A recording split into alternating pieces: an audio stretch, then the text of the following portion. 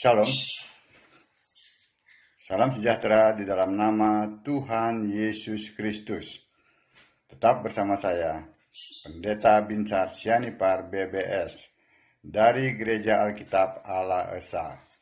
Bapak Ibu yang saya kasihi, kali ini kita akan membahas mengenai apakah Roh Yesus itu bukan Roh Kudus.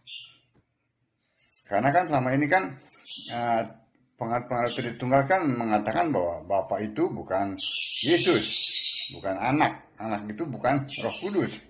Nah, jadi dan Roh Kudus itu bukan Bapa.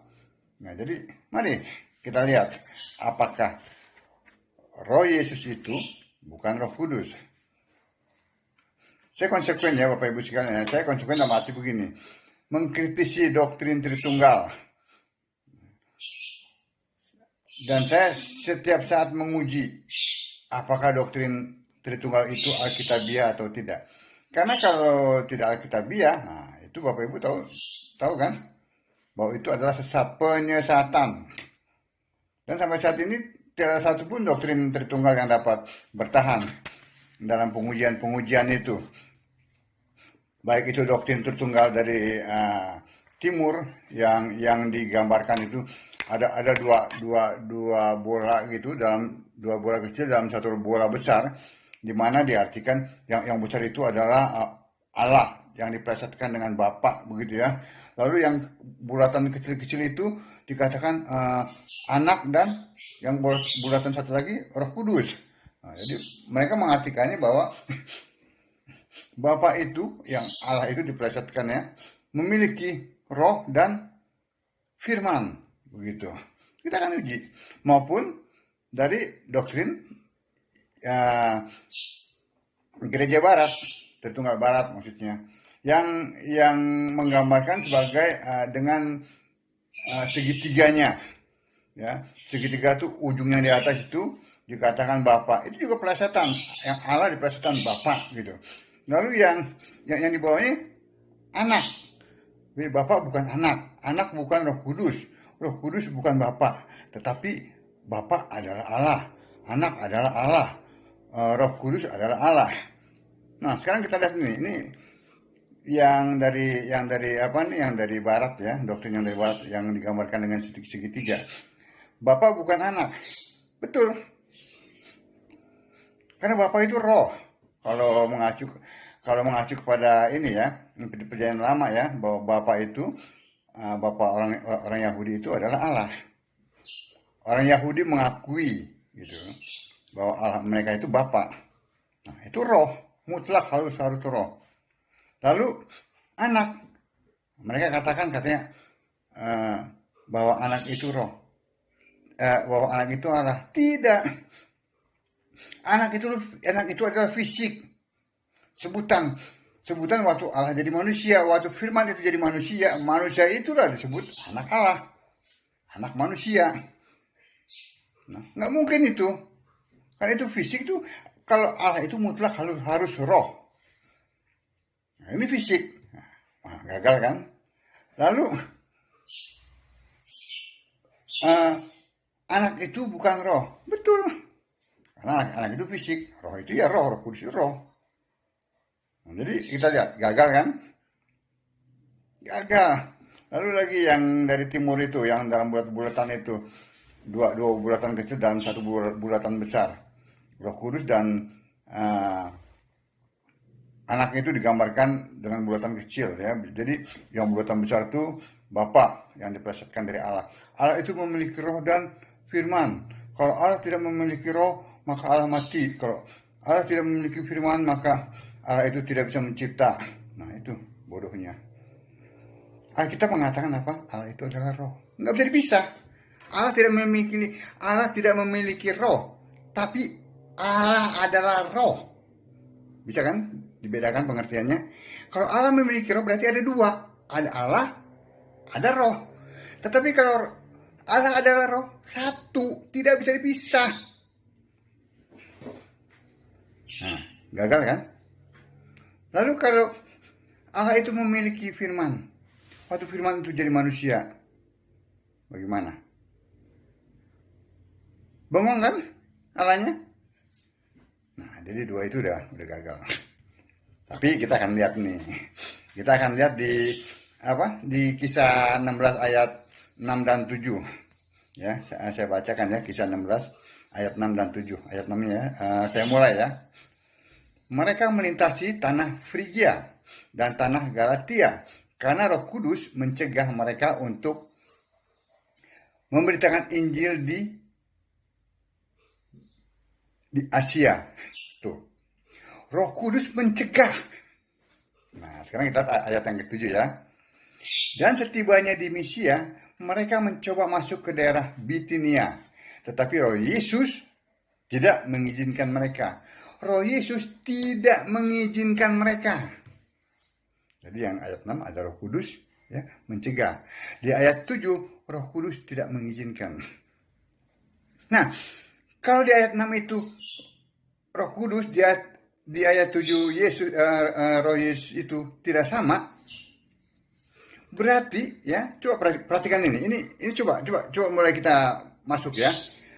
Pada saat Roh Kudus ya mencegah, berarti dia mempunyai pikiran melarang, betul tidak? Iya kan?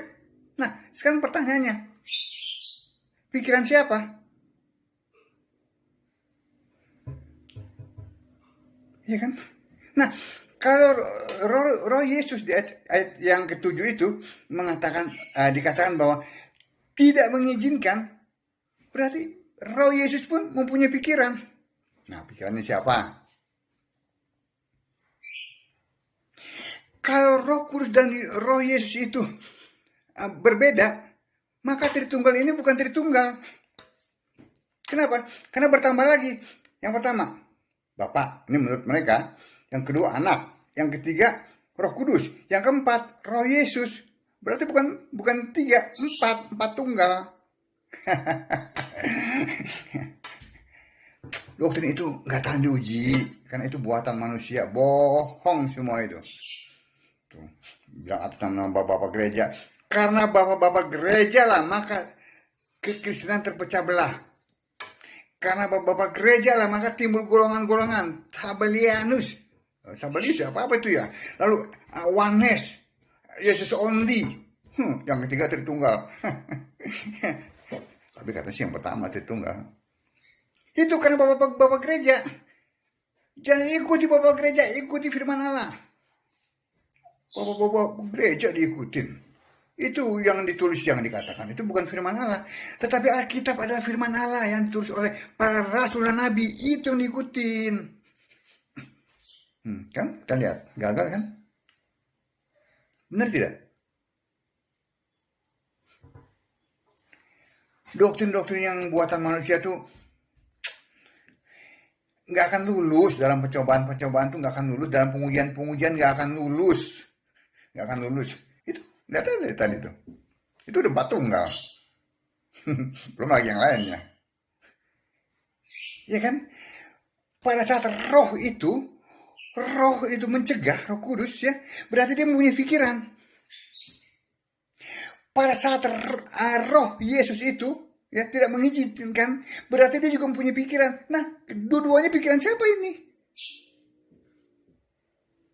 Kalau bukan Roh Kudus adalah Roh Yesus. Itu konsekuensinya.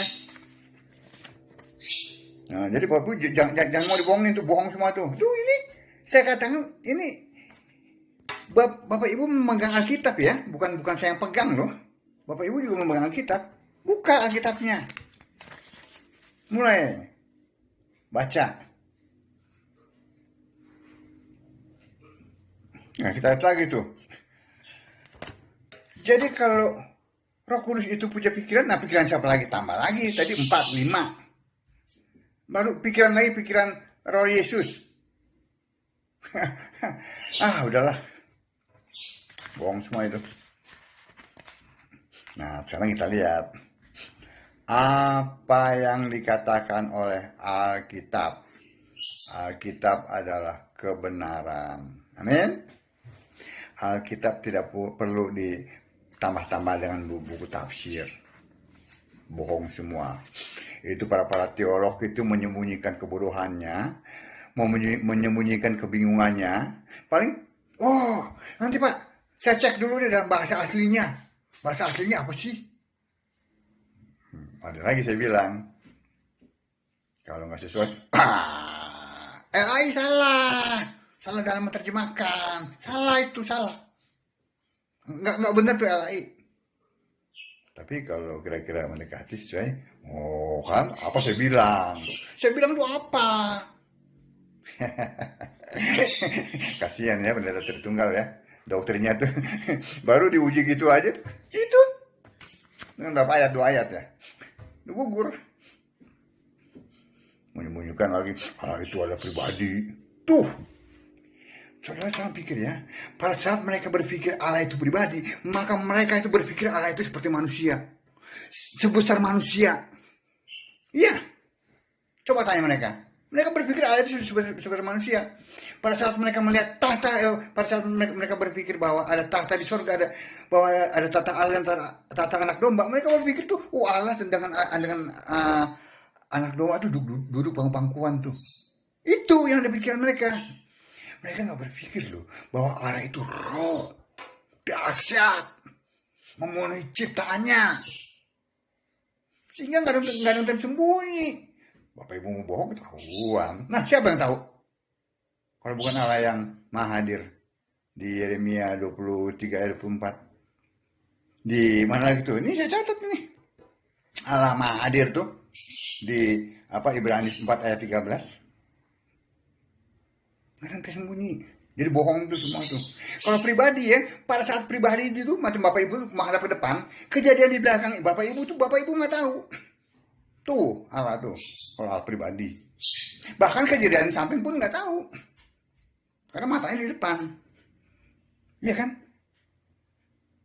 Nah, amin. Jadi sekali lagi ya, saya katakan doktrin Tritunggal itu mudah dipatahkan. Yang benar adalah Markus. Apa kata Alkitab? Markus 12 ayat 29. Tuhan itu Allah kita, Tuhan itu Esa. Esa itu artinya satu. Ya, di Galatia 3 ayat 20 artinya roh. Yohanes 4 ayat 24 dan maha hadir. Ya, di Ibrani 4 ayat 13. Esa adalah satu, roh dan maha hadir. Amin. Nah, jadi semuanya harus diuji, uji. Amin. Nah, shalom. Kiranya apa yang saya sampaikan ini dapat menjadi berkat bagi Bapak Ibu sekalian, sehingga Ibu semakin yakin, Bapak Ibu semakin yakin menyembah Allah yang benar, yaitu Yesus Kristus, satu-satunya Allah dan bukan yang lain. Shalom.